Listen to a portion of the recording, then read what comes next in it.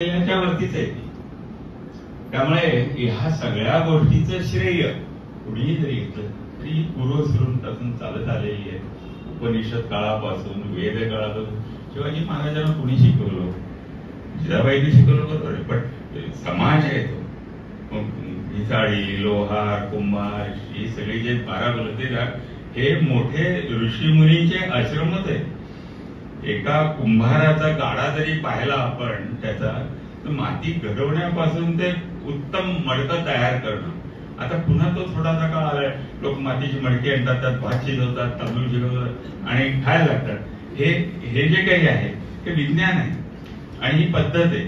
ती पद्धत पानसे सरांनी शैक्षणिक पाठ्यक्रम आणि अभ्यासक्रमामध्ये कशी बसवता येईल त्याचा अभ्यास केला. आणि आम्ही पुनरुत्थान समरसता गुरुकुलमध्ये पूर्णतः ह्या पद्धतीनं प्रयोग करणे. काही नवीन सापडलं, नवीन शोधलं. भाषा आहे, मुलांची भाषा. ते बालकुमार जे आहे साहित्य संमेलन, मुलांची भाषा कळणं. आता मी निघालो, सुट्ट्या होत्या आणि छोटी छोटी मुलं आमच्या इथे राहिली, 40-50 मुलं. त्यामुळे रोज तुम्ही काका कुठे जाता? रोज कुठे? मी घरी जातो. 2-3 महिने मी घरी राहायला जातो.